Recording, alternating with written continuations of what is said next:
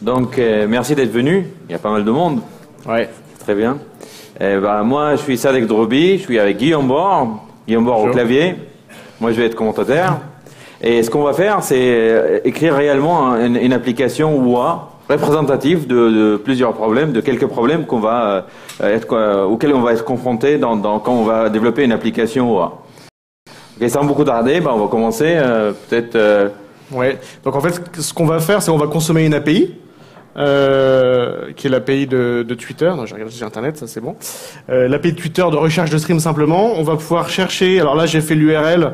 En gros, type qu'on va appeler. Donc c'est l'API search de Twitter. On demande un keyword. Là, j'ai mis devoxfr.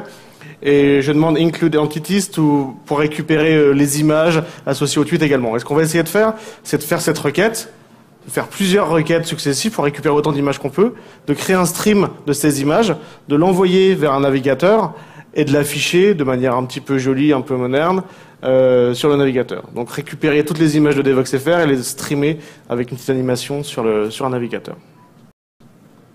Ok. Ok. En fait, souvent quand on va faire des applications web, ce qu'on va se trouver à faire, c'est exactement ça. C'est appliquer des API web, les intégrer dans notre application, manipuler les données un petit peu, et après servir à nos propres API, aux clients qui vont consommer, qui vont représenter d'une façon ou d'une autre sur un navigateur web. C'est classique dans le monde OA. Alors on va écrire ça avec le framework Play.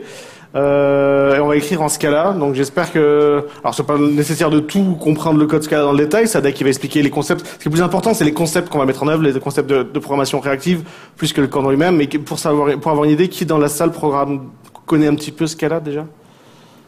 D'accord, c'est déjà bien. Okay. Donc pour les autres, si on va quand même expliquer certaines choses, mais après s'il y a besoin de plus soit vous posez des questions à la fin, ou soit voilà, il y a pas mal de ressources pour comprendre tous ces aspects. On a beaucoup parlé de ce genre d'aspects. Voilà. Avant de commencer, je vais faire la requête curl ici pour récupérer une page sur Twitter. Voilà, je vais prendre ce JSON.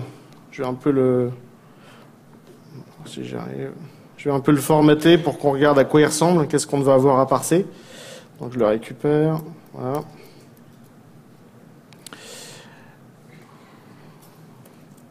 En fait, souvent on va se trouver à faire ce genre de truc, c'est récupérer le JSON, essayer de le comprendre pour savoir comment chercher l'information qui nous intéresse. Parce que tout le JSON ne nous intéresse pas, ça dépend ce qu'on veut faire avec cette API.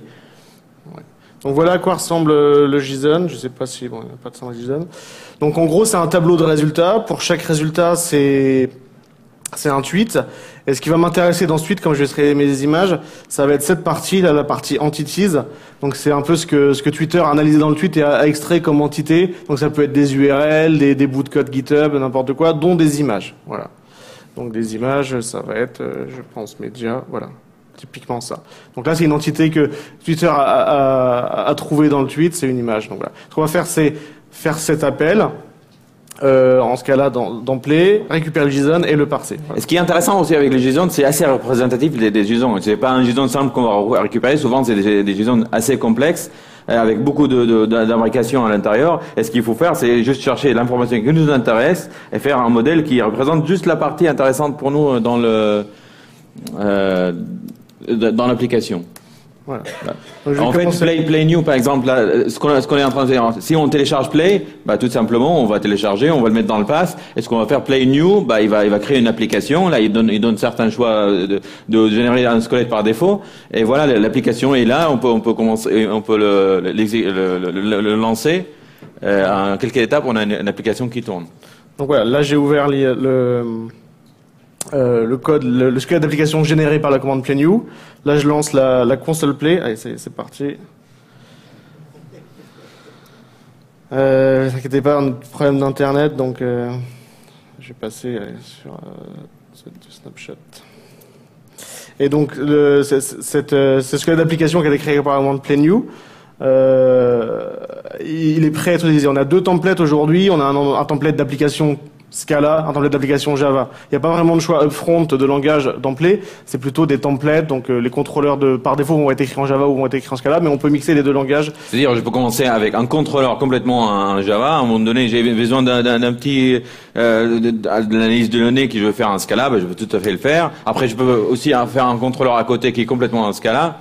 Voilà, il n'y a pas de problème, vous pouvez mélanger les deux, ça dépend des besoins de développeurs, de développement. Voilà, donc là je suis dans la console Play, j'ai tapé la commande run, j'ai mis un tilde run pour que derrière il compile dès que je change les fichiers, ça c'est une petite subtilité des commandes de Play.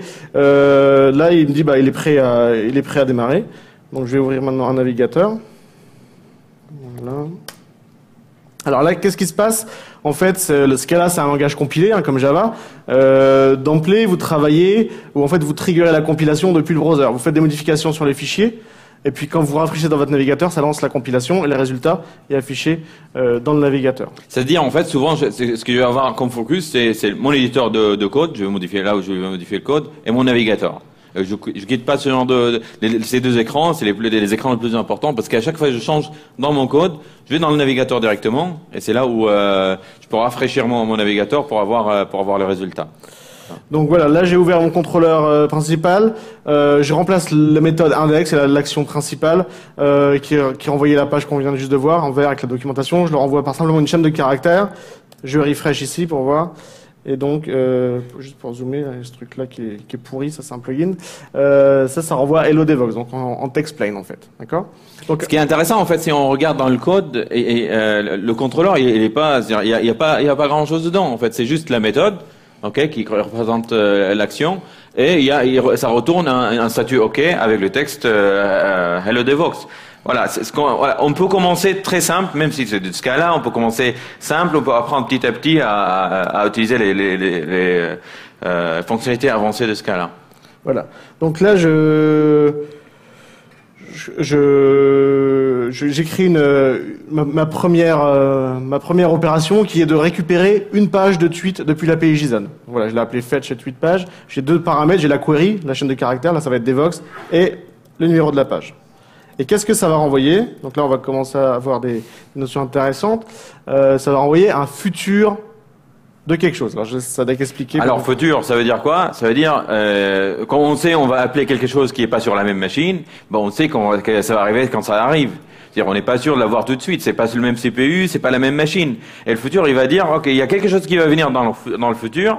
Ok, ça représente quelque chose qui va venir dans le futur. Alors, ce qu'on peut faire avec, c'est aussi ce futur-là, on peut le donner à Play, et quand il y a le résultat, il va le servir au navigateur. Mais ce qui est intéressant avec le futur, c'est qu'il va pas bloquer le thread qui l'appelle pendant qu'il essaie de récupérer, de communiquer avec un autre serveur. Et ça, c'est super intéressant parce qu'en fait, si j'ai 10 appels à faire à un serveur, je le fais, ça bloque pas ma machine parce que c'est tout l'intérêt. C'est quand on parle avec d'autres machines, c'est pour distribuer le travail.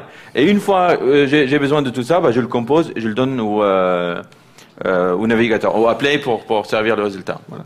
Donc là j'écris fetch tweet. Pour l'instant ça renvoie rien, ça c'est unit, en ce cas ça veut dire c'est rien. Voilà. Je renvoie rien, parce qu'intéressant ça renvoie un futur de rien. Là j'ai changé ma méthode index, tout à l'heure je renvoyais OK d'une chaîne de caractères, maintenant je dis Play, attention, là je renvoie quelque chose d'asynchrone, je fetch cette page qui va me renvoyer un futur de tweet plus tard, pour l'instant ça va être un futur de rien, et je transforme ce futur de tweet en un futur de résultat HTTP. Dans ce cas là c'est un OK qui va contenir les tweets, comme ça, affichés. Là, il faut dire futur de rien. Futur okay. Futur de rien. Futur de rien. Là, c'est un futur successful de rien. Voilà. Il faut mettre deux parenthèses. De rien. Donc là, je compile. Normalement, je vais avoir des erreurs de compilation parce que... Voilà. Donc là, par exemple, ce que Play me dit, là, tu dis, ouais, mais ton tweet, là, pour l'instant, j'ai mis le type, j'ai mis any. Any, c'est comme object en Java, donc c'est le type de plus haut niveau. Là, il me dit, je sais pas écrire object sur une réponse HTTP. Pour l'instant, je vais l'aider un peu, je vais lui mettre toString, voilà, ça, une string, c'est ça qui est intéressant, en fait, dans Play, c'est qu'il va pas accepter, par exemple, n'importe quoi. Il sait qu'il est capable d'écrire tel et tel type. Et tous le reste des types, il faut dire à Play comment les écrire sur le socket pour qu'ils puissent le faire. Et c'est intéressant, c'est dans le compile time, c'est pas runtime. C'est-à-dire, avant de pouvoir compiler l'application, il va vérifier tout un ensemble de choses. Et c'est ça, en fait, Play, il va pousser le côté statement typé pour vérifier certaines choses avant de lancer l'application. Donc là, j'ai une autre erreur, on me demande d'importer un execution de context. Parce que dès que je commence à manipuler des futurs, on va me demander de déterminer sur quel execution context je vais travailler. Execution context, en fait, ça représente vraiment un pool de threads. C'est-à-dire un ensemble de threads qui vont exécuter toute la manipulation qui se fait sur le futur, une fois que le résultat est là. Voilà, donc maintenant ça marche, et là, en résultat, j'ai rien. Le symbole, c'est le toString de unit en machin. Donc ok, bon, j'ai un peu le mécanisme de futur là qui commence à fonctionner. Maintenant, je vais pouvoir faire l'appel web service. Alors pour ça, je vais utiliser l'API d'appel web service client de Play qui s'appelle WS. Voilà. Donc j'importe déjà le lib, et puis je vais importer Play API libs WS. Et on se rend compte après, en fait, ce qui est le plus important qu'on fait de OA, c'est avoir une API qui fait vraiment bien le côté appel web service, appel post, get, peu importe le verbe, avec les bons readers. Voilà, on se trouve la plupart du temps à faire ce genre de tâches parce qu'on est distribué, parce qu'on doit appeler beaucoup de services d'API service externe. Ok, alors j'arrête un tout petit peu parce que en fait j'ai un peu perdu mon URL. Je vais la copier-coller pour pas. Voilà, donc je prends ça. Bon, allez, je vais le faire comme ça à l'arrache, voilà. Je prends tout. Je mets l'URL, ça va vous permettre de monter une feature de Scala 2.10 si vous connaissez pas, c'est le string interpolation. Donc je mets une grosse string comme ça.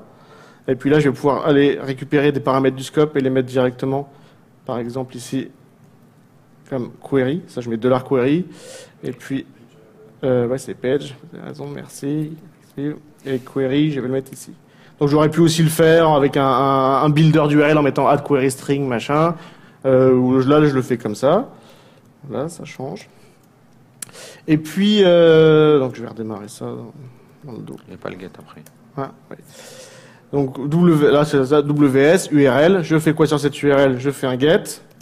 Et qu'est-ce que ça me renvoie, ça get? Ça me renvoie un futur de réponse du service.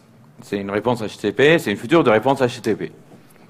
Alors, ça c'est un futur de réponse de Twitter. Je vais le mapper, donc le transformer en quelque chose qui m'intéresse plus, qui est un futur de JSON par exemple. Donc je map, case, j'ai la réponse. J'ai la réponse, je veux dire, si la réponse.statut c'est si un OK. 200. Voilà. Si la réponse.statut c'est 200, qu'est-ce que je fais? Je vais renvoie réponse. Moi j'ai mes petites anti-sèches, hein, je vous pas. Réponse de pas vous genre. Fois JSON, voilà. Ok. Donc là, j'essaye. Je refresh. Ben voilà, ça, nickel. Donc là c'est basique. On a pris le JSON, c'est une grosse chaîne de caractères en gros, et là on vient de la rebalancer au client. Pas très intéressant hein, pour l'instant. Bien sûr, ça c'est vraiment un type côté Scala qui s'appelle JSON. Hein, c'est-à-dire on peut naviguer dedans, on peut retrouver certaines choses. Mais bon, c'est pas encore intéressant pour nous parce qu'il n'y a pas l'information qui nous intéresse. Donc qu'est-ce que je vais écrire? Maintenant je vais écrire ce qu'on appelle un read de tweet. Alors là ça devient un peu compliqué. La structure JSON, elle est imposée par Twitter. Elle est très complexe. Vous avez vu, il y a beaucoup de niveaux. Il y a des tableaux dans les tableaux, il y a des machins. Et malheureusement, je dois faire avec ça. Je peux pas décider que la structure JSON. Voilà. Et moi, je peux pas simplement faire du mapping de la structure JSON de Twitter vers un objet Java. Ça veut dire, je peux pas créer un objet modèle qui est exactement la structure de Twitter avec toute l'imbrication. Ça fait pas de sens. Moi, mon objet est très simple. Il a, par exemple, un tweet pour moi, c'est quoi? Par exemple, si je veux récupérer l'image, c'est l'image. Il y a 4 attributs peut-être. Il n'y a pas de nesting, il n'y a pas de cette imbrication. Ça fait pas de sens de faire un objet qui ressemble au JSON de Twitter, qui est très complexe, juste pour pouvoir lire ce qui m'intéresse dedans. Alors, je vais définir ce qu'on appelle un JSON reader. C'est-à-dire, je vais lui expliquer comment lire ce JSON dans une séquence de tweets. Alors, je vais définir c'est quoi un tweet déjà. Case class. Alors, un tweet. Bon, je vais aller au plus simple hein, pour l'instant. Là, je vais dire c'est un ID, string, le texte du tweet et l'image. Voilà. Ce qui est intéressant aussi à savoir ici, c'est quand on dit case class, Scala va avoir pas seulement la classe, mais aussi les getters, setters, ce qu'on connaît en Java, et certains, par exemple les equals, il va redéfinir les equals, il va redéfinir pas mal de choses qui sont quand même structurelles pour comparer des structures de données. Alors, j'importe les libs qui m'intéressent, la lib JSON de Play, et des petits helpers pour faire mes reads. Par exemple, j'ai déjà deux bases dans Play. Là, on parle de reader. Je vais écrire un reader de séquence de tweets, mais par exemple, dans Play, j'ai déjà un reader de séquence de n'importe quoi. Donc, je vais importer, par exemple, ces readers. C'est-à-dire, en fait, dans Play, il y a des helpers. Il y a un helper qui sait déjà lire une séquence de quelque chose qu'il faut dire d'un type qu'on doit fournir. Et si on fournit un type, par exemple, on sait comment lire un tweet, on sait comment lire une séquence de tweets. Il y a un helper qui fait une séquence à partir de ça. Alors, et c'est pour ça ce qu'on va définir d'abord, c'est quelque chose, lire un tweet, et après on va utiliser séquence pour faire une séquence de tweets à partir de ça. Donc là, ça veut dire, alors le // le __, ça représente là le nœud courant. Le nœud courant de JSON, d'accord? Le nœud courant, c'est un peu, c'est très relatif, c'est par rapport où je suis. Donc là, je dis, par rapport à là où tu seras, déjà, prends le sous-nœud result, d'accord? Par exemple, là, si on est tout au root, ça fait root/result, c'est-à-dire il y a un attribut results dans l'objet au premier niveau. Et ensuite, là, je lui dis, tu vas avoir un tableau de quelque chose.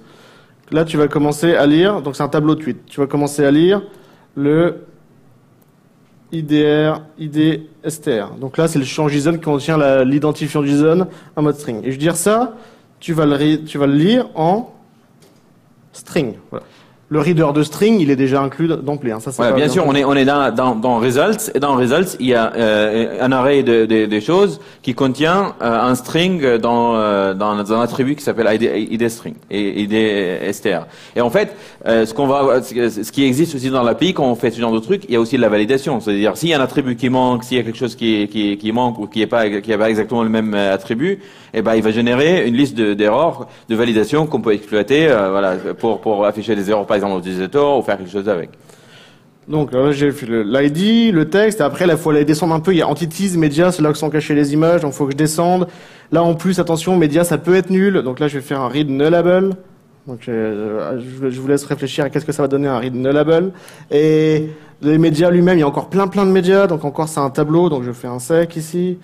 Voilà, et pour chaque média, je lis le média URL, voilà.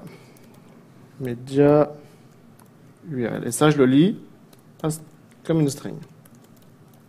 Voilà. Alors, en tout, c'est vrai qu'il y a l'imbrication dans l'objet JSON retourné depuis le tweet. C'est assez complexe comme objet. Mais ce qu'on va tirer comme information, c'est 3 informations. C'est vraiment pour chaque tweet, il y aura trois informations à tirer. Ce qu'on voit aussi dans l'objet, dans la classe tweet. Voilà. Donc là, j'ai un truc, mais ça lit quoi? Donc là, j'ai mis un sec. Là, le média URL, c'est un string. Là, ça va lire un sec de plusieurs médias. Donc ça va faire une séquence de strings, donc plusieurs strings. Et moi, finalement, je sais qu'un tweet peut avoir plusieurs images, mais là, pour l'instant, je m'intéresse à une image. Donc un tweet, une image. Donc je vais prendre simplement la première.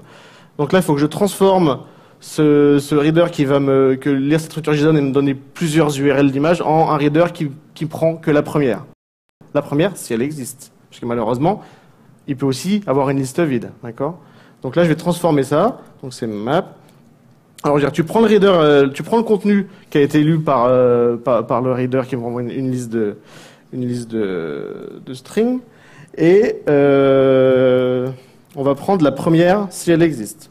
Donc la liste. Voilà. Donc idOption, ça va me renvoyer peut-être une option de la tête de la liste. Donc une liste vide, ça renvoie l'équivalent de nul, c'est none pour un option. Et une liste pas vide, ça me renvoie un somme du premier élément. Donc ça me renvoie quelque chose qui correspond au premier élément. Mais ce qui est intéressant ici, en fait, quand on fait read nullable, déjà, c'est quelque chose qui est optionnel. Okay. Et ce que je vais chercher à l'intérieur de ce qui est optionnel, c'est quelque chose d'optionnel. Ça sert à rien de dire c'est optionnel de quelque chose. C'est pour ça il y a le côté flat map, parce qu'il va dire c'est optionnel, option de quelque chose. Voilà, on a fait flatter les deux options, parce que voilà, ça sert à rien d'imbriquer les options. Dans notre cas, ça veut dire la même chose. Voilà. Donc là, on gère proprement tous les cas de nul. Hein. On gère le cas où média est nul, on gère le cas où il est pas nul, mais il n'y a pas de média avec d'URL. Et on gère proprement tout ça. Après, là, on a donc une string et peut-être une string. D'accord? Peut-être une string ou pas de string, s'il n'y a pas d'image. Je fais ça, s'il te plaît. Donc ça, c'est pour envoyer un tuple. Donc il va envoyer un tuple des 3. Là, l'objet, ce que je vais avoir, c'est un read de tuple des 3 qu'on voit. Et donc maintenant, je vais transformer ça. Donc maintenant, je remap pareil. Donc là, j'ai case. Alors là, je vais avoir l'ID, le texte, et maybe image. D'accord? C'est pas un collect que tu veux faire? Ok. Oui. Non, c'est... Ouais, ok. Non, ça c'est les tweets. Voilà. Je vais appeler ça les values, parce que c'est pas des tweets encore. Et maintenant, je prends cette liste de triplés, string, string, peut-être string. Je prends cette liste de triplés et je vais prendre que celles qui sont des string, string avec quelque chose à la fin. Donc je prends que les tweets qui ont des images, en fait. C'est-à-dire je vais ignorer tous les tweets, en fait, qui ne contiennent pas d'image, tout simplement. Alors, je vais l'ignorer, il va avoir une liste qui contient des images. Parce que s'il n'y a pas d'image pour l'application, ça ne sert à rien. Donc je collecte sur cette liste de valeurs de string, string, peut-être string, je collecte toutes les valeurs qui sont un ID, un texte et quelque chose dans l'image. Voilà. Et là, je le transforme ça en un tweet. Et un tweet, c'est quoi? Un identifiant, un texte et une image. En fait, ce qui est intéressant aussi, on utilise les méthodes de liste. En fait, c'est un standard d'API list Scala. Et il y a une méthode qui s'appelle collect. Je donne juste les cas qui m'intéressent. Le reste, dans la liste, ils vont être ignorés. Ils vont être filtrés. Ouais, ce qui est intéressant, c'est qu'on n'a rien inventé là, en fait. Les maps, les flat maps, les collects et tout ce cas. En fait, c'est des trucs. Quand vous rentrez dans Scala, c'est l'API de collection de Scala, en fait. Et une fois que vous connaissez ces concepts, vous les appliquez à tout et n'importe quoi. Et donc là, normalement, ce reader-là, il prend n'importe quelle structure JSON, il va prendre le nœud result, pour chacun des trucs définis dans le tableau, il va prendre l'ID, le texte, il va les fouiller dans entity/media, il va prendre tous les URL, il va prendre la première si elle existe, et il va me renvoyer une séquence de tweets. Et chaque tweet a forcément un ID, un texte, une image. Donc là, j'ai pas les tweets qui n'ont pas d'image, par exemple. Bon, là, je refresh, et là, je regarde si ça compile. Non, ça compile pas. Donc ça, c'est fonctionnal. Mais là, ça montre le côté, le côté productivité de Play, c'est ça. C'est ce qu'on essaie de pousser, c'est je code, machin, puis ensuite je refresh, je suis les erreurs données par le compilateur, d'accord? Functional syntax. Functional syntax. Functional. Syntax. Voilà. Ah, là, ça a l'air de compiler. En rien, quand ça prend un peu de temps, c'est que là, il est en train de générer le bytecode pour la JWeb. Donc là, ça n'a rien changé, parce que là, j'ai utilisé ça, mais j'en sais pas. Mais ce qui est intéressant, c'est que ici, je peux dire maintenant, alors celui-là, je vais le mettre implicite. Là, maintenant, j'ai défini implicitement dans le scope quelque chose qui est capable de lire une structure JSON en une séquence de tweets. Là, j'ai une structure JSON, et je vais dire, bon, moi, je la veux comme une séquence de tweets. Et il n'y a pas de problème, parce que j'ai défini au-dessus comment, à partir de structure JSON, je pouvais la transformer en une séquence de tweets. Et ce qui est intéressant, en fait, à faire ce genre de travail, parce que si demain, Twitter, en fait, il change complètement le JSON, ben, je sais où changer, comment trouver l'information qui m'intéresse, et à l'extérieur de cette méthode, il y a rien qui change. Et c'est ça le WAR. Il faut être dynamique à consommer ce genre de type, et pouvoir changer à un seul endroit pour adapter au changement. Refresh. Voilà ce qu'on a. Voilà, on a les objets tweets maintenant qui sont récupérés du stream, de bon type qu'on veut. L'URL, machin. Bon, ben voilà, j'ai une page. Alors ici, ça renvoie pas une séquence de any, mais ça renvoie un futur de séquence de tweets. D'accord. Ouais. Bon, ça c'est première étape. Maintenant, malheureusement, il n'y a pas qu'une page. Peut-être je vais ficher la première page et il y aura peut-être zéro tweet là-dedans. Enfin, 0 tweet avec une image, d'accord? Il faut que j'aille chercher la deuxième page, puis après la troisième page, et comme ça à l'infini, tant qu'il y a des tweets à aller chercher. C'est comme ça qu'on fait un stream. Ça veut dire, je vais faire un stream qui demande des pages à l'infini. Il va augmenter les pages à l'infini, il va fabriquer un stream à partir de ça. Enfin, un stream, c'est-à-dire un ensemble de valeurs infinies qui augmentent dans le temps. Donc, pour faire ça, je vais créer une nouvelle méthode qui va appeler... Monter. C'est trop bas. Oui. Bah, je peux pas remonter, alors je vais faire des faux trucs. Voilà. Donc, je vais écrire une méthode qui prend la query, sans string, et maintenant je vais devoir appeler page 1, regarder s'il y a des trucs, page 2, regarder s'il y a des trucs, page 3, et tout concaténer, et comment ça. Alors, c'est quoi un stream d'emplay? On appelle un énumérateur. Ça représente quelque chose qui produit la donnée, qui produit un stream. Donc, c'est un énumérateur. Énumérateur de quoi? Bon, disons que c'est un énumérateur de séquences de tweets, pour l'instant. Mais non, bon, donc c'est un énumérateur de tweets, c'est ce qu'on veut. C'est un énumérateur de tweets, c'est un stream de plusieurs tweets. Tweet 1, tweet 2, tweet 3. Ils arrivent, quand ils arrivent, machin. Alors, en fait, l'énumérateur, c'est l'équivalent à ce qu'on connaît dans Java, dans le monde Java, de input stream, en fait. C'est vraiment, il va représenter un stream, mais il a des propriétés super intéressantes, réactives, c'est-à-dire il va pas bloquer. Il a un type qu'on a vu, on peut typer le message, les messages qui sont dans le stream et ainsi de suite. Il y a vraiment pas mal de propriétés intéressantes. Et il y a des méthodes aussi à l'intérieur qu'on va voir qui vont faciliter certaines manipulations de stream. Alors, pour faire ça, à partir d'opérations unitaires, comme faire une requête, récupérer une liste de choses, faire un stream à partir de ça, il y a une opération qui s'appelle unfold. Unfold, en fait, tout simplement, j'ai un état, ok, et cet état va me permettre de savoir qu'est-ce qu'il faut faire pour avoir le prochain chunk de stream, en fait. Le prochain ensemble de messages qu'il va rajouter dans le stream. C'est-à-dire, par exemple, ce que je peux faire, c'est maintenir dans l'état, ce qu'on va voir ici, le numéro de page. Et à chaque fois, je change le numéro de page pour la prochaine fois pour récupérer la page 2 et ainsi de suite. C'est vraiment un état qu'on va maintenir tout le temps pour savoir comment générer le prochain chunk de données, de messages. Donc, quand est-ce qu'on sait qu'on arrête de streamer? Alors, le unfold, on lui renvoie somme de quelque chose à ajouter au stream. Et si on lui renvoie none, bah, il arrête. Voilà, none, c'est qu'il n'y a plus rien, c'est fini. On arrête de streamer. Donc, moi, je vais lire les tweets tant qu'il y en a à lire, en fait. Ce qui n'est pas tout à fait exact pour mon use case, mais c'est plus simple pour la démonstration. Donc, et en fait, dans la méthode unfold, à chaque fois, on récupère cet état-là, ok, on produit un message et le nouvel état qui va être passé la prochaine fois. Voilà, c'est pour ça on va augmenter le nombre de pages et on va renvoyer les messages, le prochain message. Refresh. Le problème, c'est que chaque page, ça me donne un sec de tweets, donc une liste de tweets. Voilà.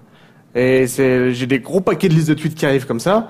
Et moi, je veux un stream linéaire de tweets individuels, pas un stream de gros paquets de listes de tweets, puis après un autre gros paquet, puis après un autre gros paquet. Donc, faut que en gros, flatten ça. Donc, que je transforme. Au lieu d'avoir en fait un stream de paquets de tweets, je peux éclater le paquet et faire un stream de tweets. Et justement, on a un moyen pour faire.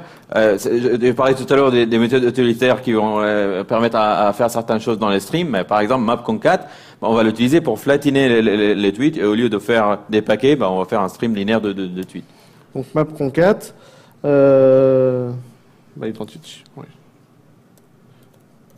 Donc map-concat, c'est quelque chose qui va me prendre. Donc alors on va faire un enumerati. Donc c'est quelque chose qui. Non, c'est un enumerati. Oui. Donc quelque chose qui va transformer un stream d'un type en un stream d'un autre type. Donc là, on va transformer un stream de sec de tweets en un stream de tweets. Ça, c'est juste des méthodes utilitaires. C'est comme dans l'API collection de ce cas-là, il y a plein d'utilitaires pour faire tout ce qu'on veut grouper, filtrer, additionner, trouver le maximum et tout. Dans l'API de stream de play, c'est pareil. Vous avez les éléments de base des streams et tous les utilitaires pour faire filtrer les streams, grouper les streams. En fait, l'énumératif, c'est l'adaptateur. Il y a le numérateur qui produit les messages. L'énumératif, c'est au milieu. C'est lui qui va adapter les messages d'une certaine façon. C'est-à-dire, je peux adapter un message à la fois, je peux filtrer, je peux faire tout ce que je peux faire sur une liste dans l'énumératif. Mais aussi, là, je peux flatter les messages. Là, c'est énumératif, comme tu viens de dire. C'est énumératif. C'est énumératif? Oui, certain. Voilà. Là, tu dis, c'est comment? Throw? C'est ça? Oui. Je l'écris avec des parenthèses, comme ça. En gros, là, on va appliquer. Donc, j'ai mon stream de tweet et je vais le faire passer par cet adaptateur que je l'appelle Flattenize. Et normalement, j'ai le bon type, voilà. J'ai un stream de tweet. Voilà, j'ai flattené mon stream. Maintenant, j'ai un stream de tweet que je peux maintenant servir au client. Donc ça, ce que j'ai écrit là, il y a des symboles. Donc c'est pour ça, vous voyez des fois des symboles. Pourquoi on utilise des symboles? Parce que les symboles ne nécessitent pas de parenthèses. Ils ont des ordres de priorité comme les symboles mathématiques, qui fait que c'est plus facile quand on compose des choses d'utiliser des symboles des fois parce qu'on évite d'avoir des parenthèses partout. Moi, en fait, souvent, quand je travaillais sur des streams et j'ai plusieurs filtres, je vais mettre chaque filtre sur chaque ligne et à la fin de la ligne, il y a le symbole qui va dire quelle opération je vais faire sur le suivant. Ça fait une façon intéressante de structurer le code. Mais sinon, il y a des méthodes avec des noms qu'on peut utiliser à la place des symboles. Ok. Bon, ça c'est bon. On a notre stream. Là, j'enlève maintenant. Donc, ok, feed. Maintenant, je vais faire search de. Pour l'instant, je vais mettre Devox ici. Search de Devox, d'accord. Et je passe un autre enumerati, s'appelle event source. Donc, justement, en fait, là, on a parlé d'adaptateurs. Enumerati, c'est les adaptateurs. Là, en fait, ce qu'on aimerait faire, c'est ce stream de tweet, ok, qu'on a, bah, il faut faire un event source. Un event source, c'est un protocole en fait qui existe sur le navigateur moderne pour pouvoir streamer d'une façon continue des messages vers le navigateur. C'est-à-dire, c'est sans fin. Ce qu'on appelait avant Comet avec certains hacks, bah là, il y a un protocole qui existe qui fait exactement ça. C'est de l'HTTP, mais c'est juste en fait, c'est sans fin. Il va continuer. En fait, ce qu'il va faire, il va prendre chaque message. Il va le wrapper dans un protocole, c'est-à-dire il y a cette new line après, il y a un header avant le message, c'est tout ce qu'il va faire. Et ben ce qu'on va faire, on prend notre stream de tweet, et ben après on va wrapper chaque tweet par le protocole, bah ça fait un stream, event stream de tweet. Il n'y a rien de spécial, c'est juste un enumerati, juste un adaptateur autour de stream. Pas de JSON. Pas de JSON, tu peux pas écrire des tweets. Oui, donc justement ici, il y a un problème parce que là je viens de dire, j'ai un stream de tweets que j'aimerais bien adapter avec le protocole event source. Mais là, event source vient me dire, oui, mais attends, moi je sais pas écrire un tweet. Comment je peux écrire un tweet sur un socket? Ça veut rien dire. Est-ce que j'appelle toString tout simplement? Ça veut pas être ça. Et là, en fait, ce que je dois lui dire en fait comment écrire un tweet, ce qui est possible. Je peux dire créer un writable de tweet, ou je peux faire un autre adaptateur qui va transformer mon tweet en JSON. Voilà. En fait, je prends du JSON, je le transforme en type, je fais quelque chose avec, après je le retransfère en JSON. Et comme ça, Play, il sait écrire de JSON, tout simplement. Donc j'ai besoin de deux choses. J'ai besoin de dire comment je transforme le stream, donc là c'est facile. Tu me prends un tweet, donc du type de la classe tweet, et tu me la transformes en JSON. Facile, ça c'est comment je transforme le stream. Maintenant, comment transformer une caisse classe en JSON? Alors il faut écrire un write qui est l'équivalent du read que j'ai écrit tout à l'heure. Alors est-ce qu'il faut écrire tout ça, ou en fait on a un truc comme c'est là je décide, je suis dans mon monde, je peux dire oui mais ma caisse classe elle a ID text image. Ça me va très bien pour un type de retour. C'est-à-dire ça a l'air s'il me fait un objet JSON avec ces trois champs, c'est très bien. Bah je décide de serialiser automatiquement comme exactement le type comme il est. En fait, ce qui est intéressant, ici, si j'avais par exemple pas défini comment faire un JSON à partir des tweets, Play il va me dire, oui, mais tu es en train de me dire de transformer les tweets en JSON, mais je sais pas comment le faire. Tu m'as jamais dit comment écrire de JSON à partir des tweets. Et c'est pour ça que je vais être obligé d'écrire mon serializer en fait de JSON pour un tweet. Donc c'est un enumerati qui transforme des tweets en JS value.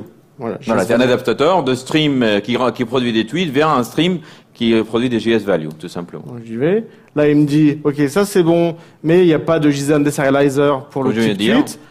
Alors, comme je pourrais l'écrire à la main, mais comme on dit, il y a un truc qui s'appelle, on utilise ça c'est les macros dans ce cas-là de 10, on dit, OK, génère-moi un serializer JSON pour un tweet. Par convention. C'est-à-dire, OK, je prends tous les champs de la classe, puis je les mets en JSON. Comme vous referiez par réflexion en Java. En fait, là, c'est complètement compile time, c'est-à-dire, il va analyser le type, il va comprendre ce qu'il sait et ce qu'il y a, et il va faire le code nécessaire pour faire du JSON à partir de tweet. Et là, je compose. Donc, je fais mon truc, ça me donne un numérateur de tweet, je le passe par write tweet à JSON, ça me fait un numérateur de JS value, je le passe par event source, ça me fait un server sent event de JSON de tweet. Je refresh. Le JSON. Merci. Voilà. Ça compile. Cool. 18 minutes. Voilà. En gros, on a fini la partie serveur, là. On a fait le gros travail. C'est-à-dire, aller interroger Twitter, manipuler le JSON, créer des streams, transformer nos streams. Maintenant, qu'est-ce qu'on va faire? Sur le client JavaScript, on va consommer ce stream. Ça. Allez. Il est pour appeler ma route là, parce que là je peux essayer search.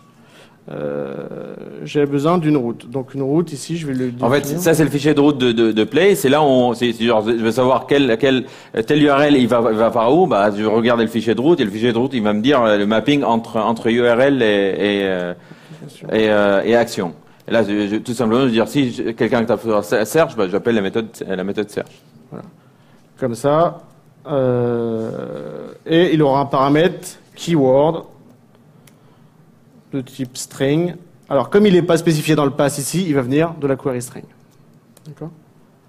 Donc là, j'appelle search. Alors, si j'appelle search sans le paramètre, il va me dire bad request, et missing parameter keyword. J'aurais pu dire il est optionnel ou lui donner une valeur par défaut.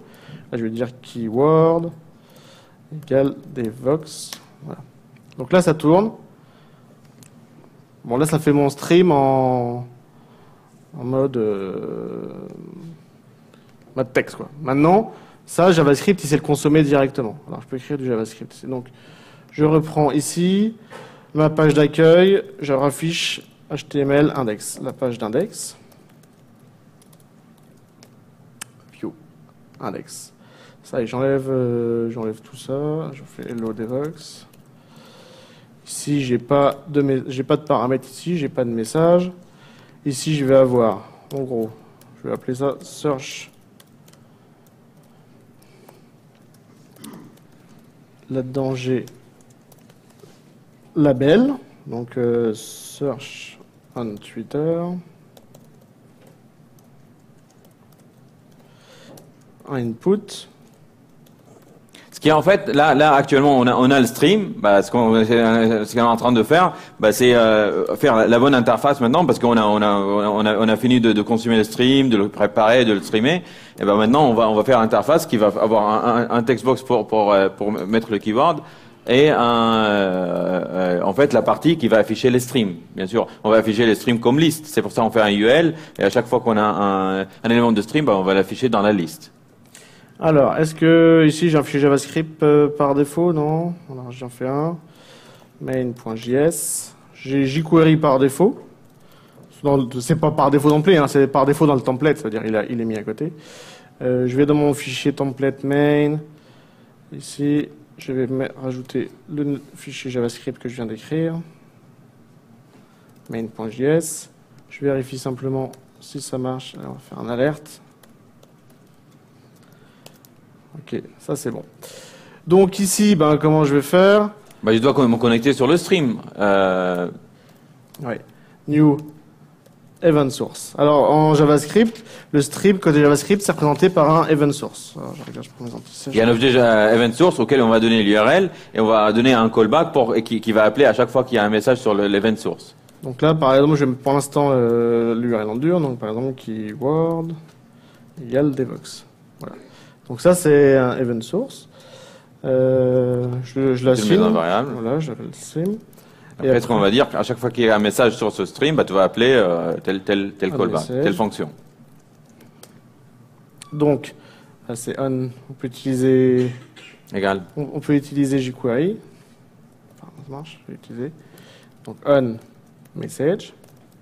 Voilà. On message? Oui. On message. Voilà. Allez, on va loguer pour voir ce qu'il y a là-dedans. Donc, je mets la console. Voilà, Okay. on a notre stream, on reçoit les messages. Donc, pour aller chercher le donné, c'est dans E. Alors, comme j'ai utilisé jQuery, là, c'est un event jQuery. Donc, je reprends original event. Et c'est data. Data, et là, ça va être du JSON. Donc, je fais JSON. .parse de tout ça. Voilà. Et là, je récupère mon tweet en JavaScript, en JSON côté client. Voilà, on a des jolis objets JSON qui représentent les tweets. Donc, à partir de là, c'est facile. Il suffit simplement d'ajouter ces images à la liste à la liste UL. Donc on va créer un nouveau tag image, voilà, avec jQuery. On lui met l'attribut src. L'attribut src, c'est celui de tweet.image. Là, c'est un petit peu technique. Si on veut faire les choses proprement, il faut préloader l'image avant de l'afficher, sinon ça va être un petit peu dégueu. Elle va se loader en même temps qu'elle s'affiche. Donc c'est pour ça, on attend que l'image soit loadée. Et quand elle est loadée, on prend le nœud UL que j'ai créé ici, qui est l'identifiant image. Je mets ça et on append l'image qu'on vient d'avoir. Là, on crée un nœud li auquel on append le image. Voilà. Ça devrait être bon.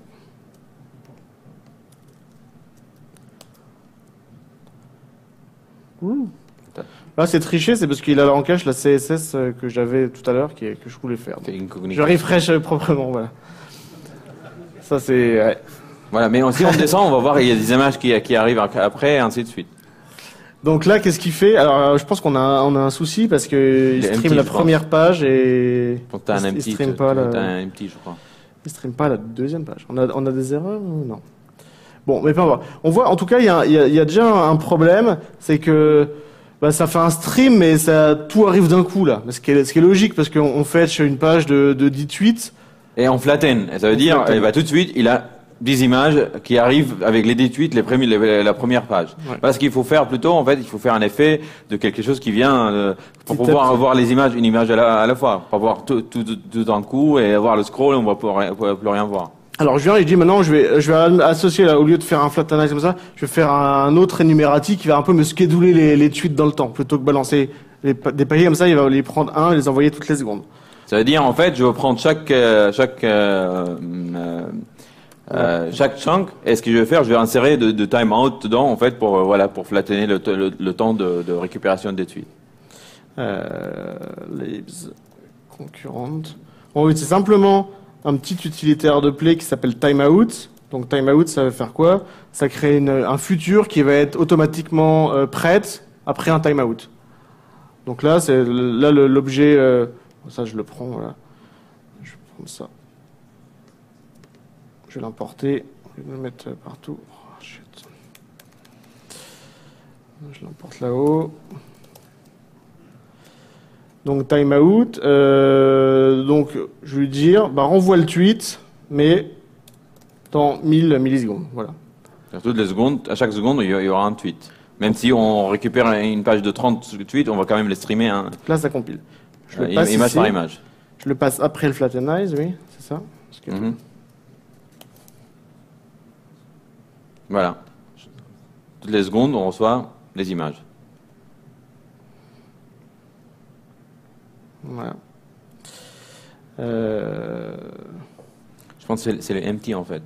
C'est-à-dire, je pense que tu reçois peut-être une page, vide, non? On ne peut pas le filtrer, non. Ok. Bon, là, ça tweet, ça stream nos images. Voilà. Ouais. Ça continue. Donc, ça stream, c'est pas hyper joli. J'ai 9 minutes. Bon, je pense qu'on est un peu en retard, donc je voulais vraiment tout faire en live, mais comme j'ai un peu triché, on s'est dit à la fin, on va faire une CSS. Et donc, je vais juste la reprendre. En fait, ce qui est intéressant là, sémantiquement, la page qu'on a, ça représente une liste d'images c'est ce qui représente les tweets. C'est-à-dire, dans la sémantique HTML, si on regarde la structure HTML, c'est une liste d'images. Il n'y a pas plus que ça.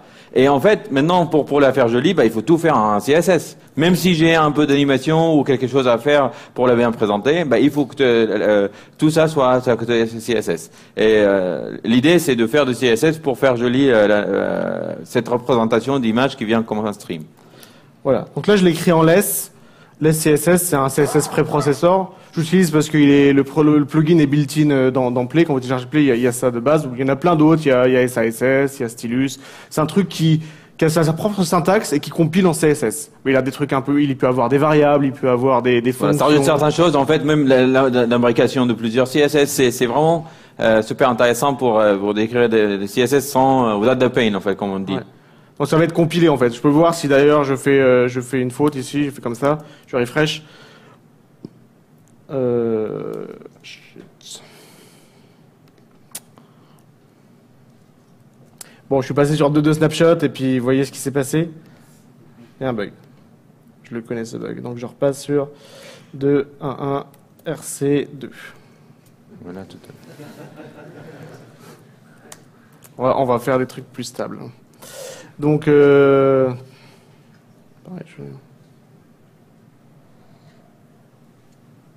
pas qu'il a coupé Internet. Ok.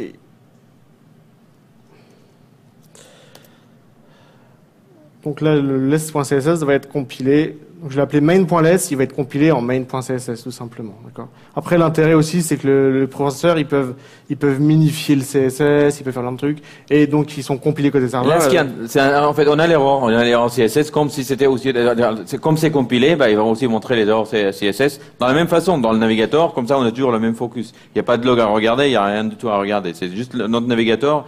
Et bien sûr, si l'erreur est trop grande, bah, là on peut chercher dans le console, on peut chercher la vraie erreur, dire tout le stack de l'erreur. Yeah. Donc voilà, là on n'a rien changé à la logique, on n'a pas rajouté de JavaScript, là c'est simplement du CSS. C'est simplement qu'ici on est venu ajouter la manière de présenter la liste en fait. La manière de présenter la liste et les transitions qui font passer le DOM d'un état à l'autre. Donc je peux juste passer juste dessus, on l'a écrit vite fait tout à l'heure, juste pour ajouter... donc lui, ici ça doit être search, voilà, ça search celui-là. Et donc en gros je dis bah, j'ai ma liste d'images, hein, pas de problème, j'enlève son style liste, j'enlève le petit point devant et tout, j'enlève le padding, la margine, peu importe. Les éléments de LI, je dis, maintenant ils s'alignent en inline block, donc inline ça veut dire ils vont s'afficher les uns à côté des autres, d'accord. Je passe sur tous les WebKits pour l'instant. Je dis l'image, je fixe sa hauteur, bon, par simplicité. Je lui mets une petite border blanche, un petit effet d'ombre en dessous, en CSS pour que ce soit joli.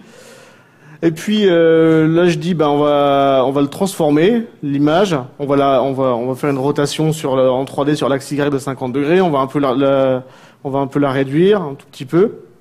Et puis sur l'élément parent, je donne la perspective pour que ça fasse le bel effet de perspective, ça soit pas simplement retourné juste comme ça. Et puis ensuite, j'ajoute les transitions. Donc les transitions, c'est pourquoi? C'est parce que je dis, mais attention, ça c'est vrai pour les images qui sont dans des listes, ça c'est vrai, sauf pour le last child, donc le dernier item de la liste, lui, tu vas pas le transformer. Donc c'est pour ça qu'il s'affiche proprement. Donc quand je rajoute une image en haut de la liste, eh ben, l'ancienne, elle devient plus la dernière, donc elle est transformée à gauche, elle est la rotation. Et voilà. Et pour que ça fasse cet effet joli, simplement, on ajoute transition. Ça veut dire maintenant, les transitions de CSS, tu vas pas les faire directement, mais tu vas les faire ici en 1 seconde. Voilà. Avec un petit effet, une petite courbe de calcul. Donc voilà comment, en gros, on fait l'effet. Simplement. En fait, voilà, c'est vraiment un exercice de prendre toute une appli, comme on dit, voilà, avec plusieurs parties, partie serveur, partie client, partie interface, le design, tout, et on peut le faire avec les technologies de web sans vraiment problème. Et les technologies web contiennent en fait, il y a plusieurs paradigmes pour plusieurs problématiques. On voit le CSS est assez modulaire, il laisse l'HTML, le markup tout seul, et il est capable quand même d'introduire beaucoup de choses sans toucher au markup. Le markup, il va dire d'une façon un peu donnée, décrire ce qui contient. Et le serveur, bien sûr, c'est une API qui va servir le stream de ce qu'on a eu. En appelant un autre service qui se trouve ailleurs, en se protégeant de certaines problématiques de parsing du JSON, si le JSON change un petit peu, voilà, il y a une partie maîtrisée d'interaction avec ces serveurs. C'est vraiment, ça représente quelques problématiques de ce qu'on va avoir dans le monde de OA, dans le monde distribué. On a une très bonne séparation of concern surtout.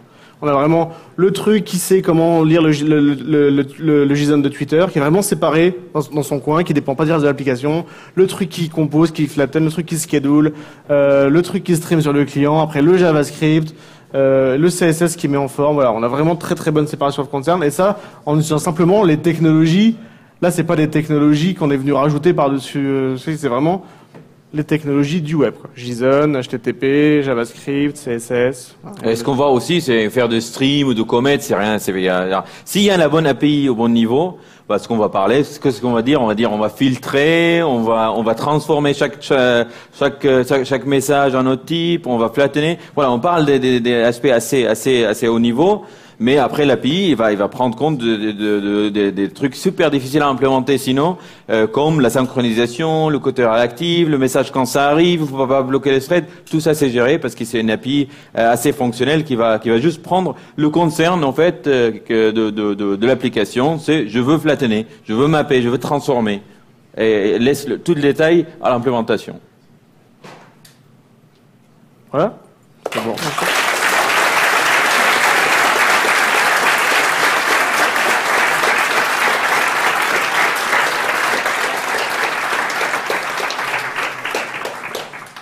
Bon, on a 2 minutes pour les questions qui restent. Si quelqu'un a des questions sur... sur le fait. Oui.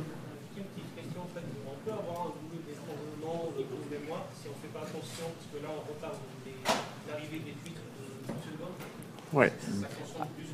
Après, en fait, c'est très facile. La question, oui. Ouais, la question, c'est est-ce qu'on peut avoir un problème de mémoire en schedulant comme ça, en retardant les tweets dans le temps. Et très bonne question. En fait, après, ce qu'on peut faire, par exemple, là, c'est très facile de dire, ok, si le buffer, par exemple, et il y a les helpers qui vont aider à faire ça. Si le buffer est plus que tant de messages, ben, je commence à ignorer ou je commence à compresser. Si j'ai une façon je sais comment compresser les messages, ben, je peux commencer à compresser, envoyer un seul qui représente plusieurs tweets. Voilà, je peux faire tout ce genre de trucs. Ça dépend vraiment de l'application. Comment je peux optimiser ce genre de trucs. Je peux aussi. Voilà, d'application, en fait, c'est-à-dire de fonctionner de l'application. Qu'est-ce qu'il faut faire? C'est j'ai trop de messages, mais ça arrive trop vite que je peux pas le streamer à cette vitesse. Ouais. Est-ce que j'ignore? Est-ce que je compresse? Est-ce que je rechunk? Voilà, il y a tout ce genre de. Mais il faut juste décider et après il y a l'appli qui va aider à l'implémenter. D'autres questions?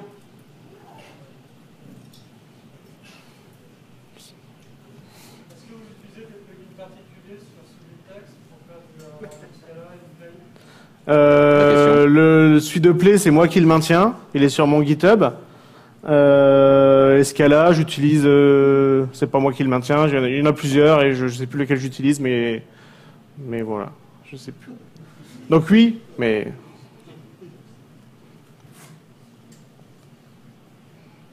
Question.